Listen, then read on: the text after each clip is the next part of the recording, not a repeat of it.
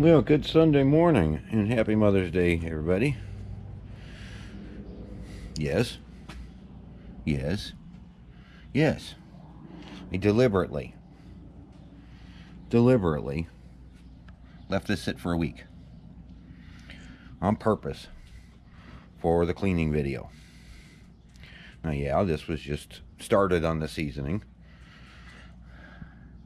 but there's some stuff you need to know when it comes to the seasonings and all the different types of oils and what have you. And I want to go over those today, but I need to go get my actual details that you can actually double check me on, because there's some things I'm not explaining correctly apparently. So give me a chance to warm this thing up and we'll get to start cleaning. Alrighty, well, I don't have it balanced, and excuse the sounds of summer out here. We have finally reached that time of year where we're hitting 50s overnight, and everything in Ohio is growing like mad. So, yeah, see that just a little bit? That's what we want. And just straight water.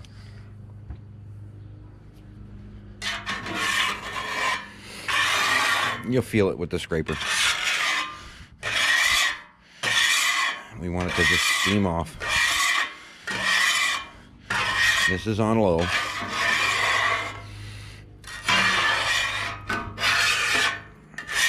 And no, this is not harmful in any way, shape, or form to let it sit, to make that mistake. See how everything's just coming off? That's what we want.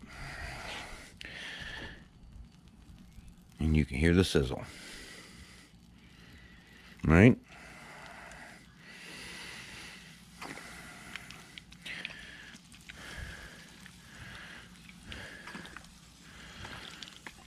Now, what's not covered is a scratch pad. I've seen the other videos. These are safe. These are food grade. We use them in restaurants all the time. And I do mean all the time. Every single night when we break a grill down and we clean it, we scrub them clean.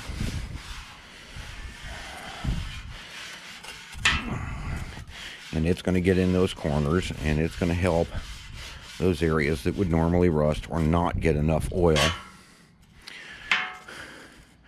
in the process. We just want this water to steam off as we're going.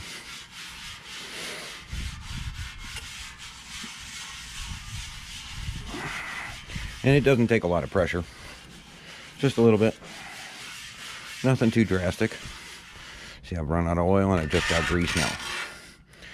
That's not going to help.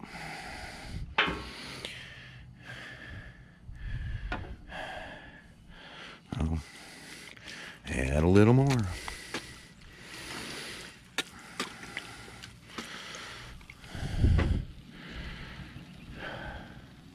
Now, what I have seen, and I do agree, paper towels pick up everything and burn you, but you're going to get everything. These things are like magnets to dirt, to grease, to grime, to anything you may have missed. They will pick up everything. So thoroughly wipe this down. Watch the temperatures. They are extremely important. Watch those temperatures. You almost don't need to heat the entire grill to do this.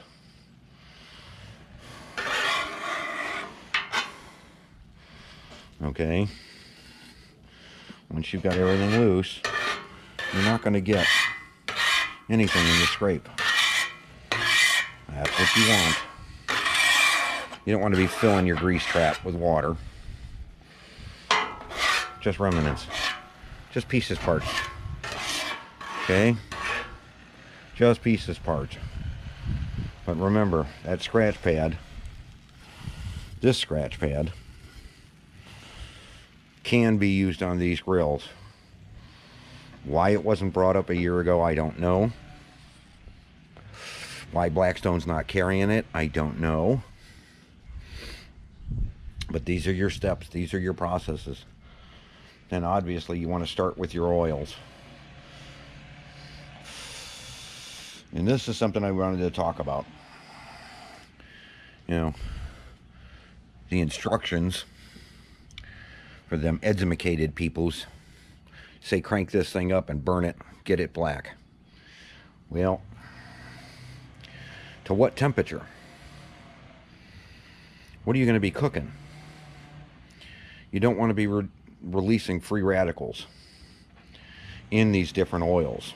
And the processing that takes place to get yourself a high temperature oil, I don't know if you necessarily want to be going with. You know, manufacturers are using bleach in some of these cases.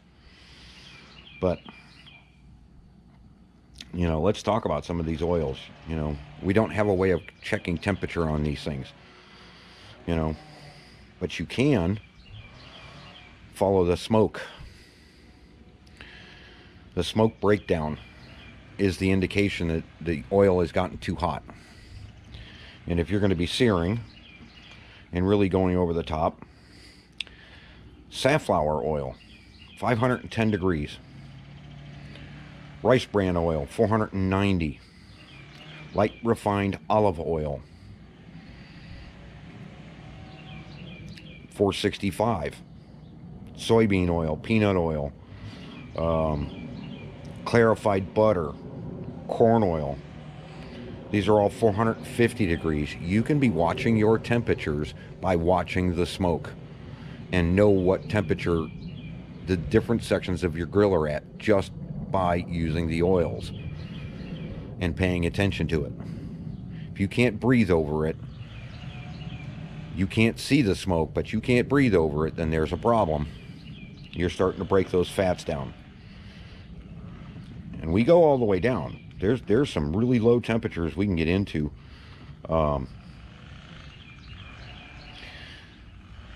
Extra virgin olive oil. There it is. I love it.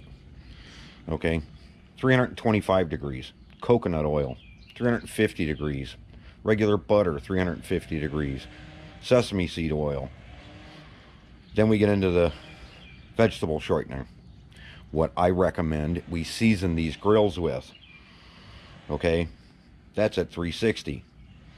Then you get into your duck fat and your chicken fat. Okay, your 375. Avocado oil, 375 to 400. It kind of varies a little bit. But you see what I'm saying is you can use these temperatures to check your grill temperature. Okay, just like when you're cooking beef or cooking steak, you want to be in the 400 range. Well, that's where beef tallow starts to smoke. And yes, each one of these is going to give you an inherently different flavor to go with your food. You don't necessarily want one thing tasting like olives, another thing tasting like butter, another thing tasting like peanuts, right? So that's where we're headed. That's where we're going with these things. That's the basic principles. So because I'm going to be doing eggs, okay, I'm just going to use a little bit of canola oil. I'm not going to get crazy. Just enough to keep this thing going. And no, that is not the cleanest it could potentially be. I realize. But the noises of summer. So I hope you enjoyed this. I hope those details helped. And yes, play with your oils. You know, you really want to test something? Try it in a cupcake. Something small. Try the different oils. Don't go by what's recommended. Try the different oils and watch the flavors change. You do the same thing when you cook on one of these. The oil does make the difference. And you can watch your temperatures by watching which oil you're using. I know that's going to leave a whole lot of these containers that have to be marked and used, but you're going to know what temperature you're cooking at. And you're going to be able to get far better meals off these grills and far more flavors. Alrighty, I hope this helps. We'll talk to you, everybody. Have a great day.